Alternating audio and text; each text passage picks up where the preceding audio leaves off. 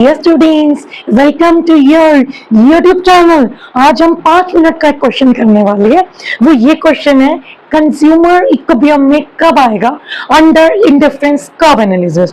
तो इसको लर्न करने का एक शॉर्टकट ट्रिक क्या, और हमारे 5 मार्क्स का क्वेश्चन ये पक्का आना है। तो आज हम देखते हैं कि पहली चीज, कंज्यूमर इक्विलिब्रियम किसके अंडर हम बात कर रहे हैं, इन डिफरेंस कर्व एनालिसिस। इसकी पूरी वीडियो वन शॉट बन चुकी है, जिसमें मैंने आपको indifference set, indifference curve, budget line sheet पे पूरा चैप्टर कंप्लीट है। उसका लिंक मैं डिस्क्रिप्शन में दे दूंगी। एक छोटा सा पार्ट इसका बच गया था, तो वीडियो लंबी हो रही थी तो मैंने अब इसको रिकॉर्ड किया। ठीक है, इस कंज्यूमर इक्विलिब्रियम को क्या बोलते हैं हम, ऑप्टिमम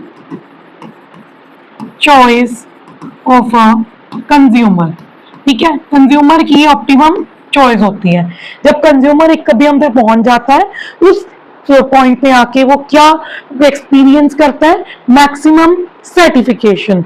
इसलिए ये कंज्यूमर इक्विलिब्रियम कंज्यूमर का कौन सा पॉइंट है, optimum choice of a consumer. ठीक है, और वेयर एट दिस पॉइंट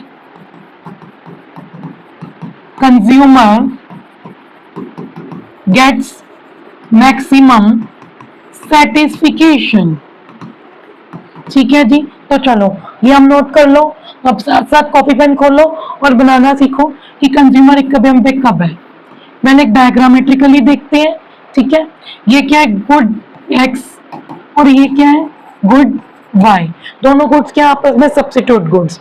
तो पहले मैं बना लेती हूँ बजट लाइन।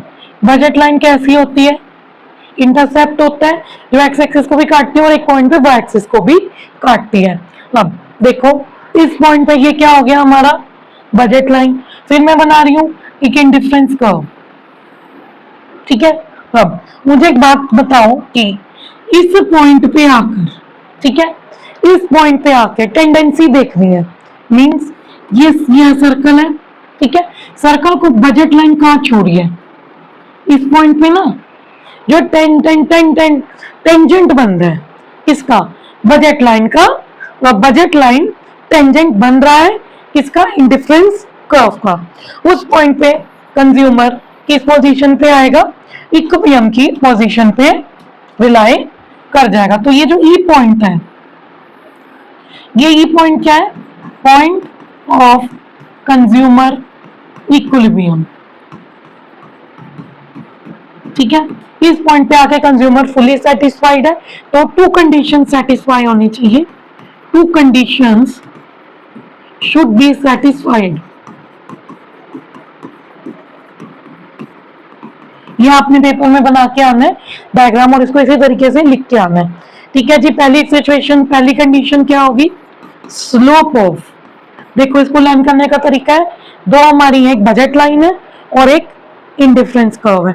तो जो स्लोप होगा इंडिफरेंस कर्व का, ठीक है, इंडिफरेंस कर्व का स्लोप किसके इक्वल होना चाहिए, स्लोप ऑफ बजट लाइन।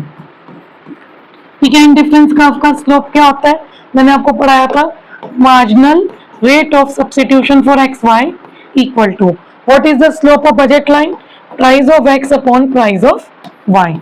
तो दोनों का स्लोप इक्वल होना चाहिए। तो इस पॉइंट पे आकर, ई पॉइंट पे आकर M R S X Y किसके इक्वल है, price of X over price of Y के। ठीक है जी, और दूसरी कंडीशन ये है कि एट पॉइंट ऑफ इक्विलिब्रियम, मतलब एट ई क्या है, पॉइंट ऑफ इक्विलिब्रियम।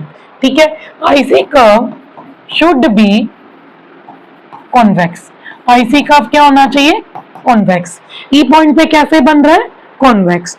तभी इक्विलिब्रियम की कंडीशन सेटिस्फाई होगी, और इसी कंडीशन पे कंज्यूमर इक्विलिब्रियम पे होगा।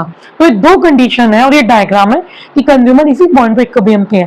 तो अगर आप समझना चाहो कि ये क्या चीज है, देखो ये भी मैं एक्सप्लेन कर देती हूँ शॉर्ट में कि एमआरएस एक्स वाई क्या है, कि कंज्यूमर किस रेट से सब्स्टिट्यूट कर रहा है एक्स के लिए वाई को, वो किसके बराबर होगा, जितना वो प्राइस पे करना चाहता है एक्स के लिए और वाई के लिए। ठीक है, और शुड बी कन्वेक्स क्यों है, शुड बी कन्वेक्स इसलिए है क्योंकि जब कंज्यूमर जो है एक ही गुड को बार बार कंज्यूम करता है, तो एक पॉइंट पे आके उसकी जो मार्जिनल यूटिलिटी है वो डिमिनिश होती है, जिसके कारण इसकी शेप क्या बनती है, कॉन्वेक्स।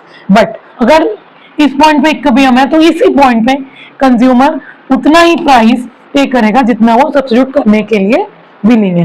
अगर इस पॉइंट से अगर आप नीचे जाओगे, इस पॉइंट से नीचे जाने पे क्या होगा, देखो अब इस पॉइंट पे अगर मैं नीचे जाऊं तो MRS XY, ठीक है, किससे आ जाएगा, प्राइस ज्यादा आप पे कर रहे हो और अब आप सब्स्टिट्यूट बिल्कुल भी नहीं करोगे। क्यों? क्योंकि अब आपका MRS कंटिन्यूसली डिक्लाइन हो रहा है जैसे जैसे consumer more and more goods consume कर रहा है। जब वो कंज्यूम करेगा तो उसको X की जगह पे Y को सब्स्टिट्यूट करना पड़ेगा और Y को वो क्या करता जाएगा, छोड़ता जाएगा, और उसको लार्जर अमाउंट में X को छोड़ना, Y को छोड़ना पड़ेगा, जिसके कारण एक सिचुएशन आ जाएगी कि वो Y को छोड़ नहीं पाएगा, जिसके कारण उसका MRS जो है राइज करेगा और उसको लगेगा कि अब मैं प्राइस ज्यादा पे कर रहा हूँ, सब्स्टिट्यूट कम कर रहा हूँ। अगर इस पॉइंट से पहले की बात करो तो MRS XY is greater than P of X और P of Y। इसका मतलब है कि उसका जो सब्स्टिट्यूशन का रेट है वो ज्यादा है और प्राइस वो कम पे कर रहा है, मतलब प्राइस वो कम पे कर रहे हैं। बट ई पॉइंट पे आके ये दोनों इक्वल होंगे और इसी पॉइंट को हम क्या बोलेंगे, कंज्यूमर इक्विलिब्रियम पे। बट इधर एक इस पॉइंट पे देखो ना टेंजेंट है ना कन्वेक्स, और इस पॉइंट पे भी नहीं है, इसी पॉइंट पे तो कन्वेक्स बन रही है, ठीक है जी।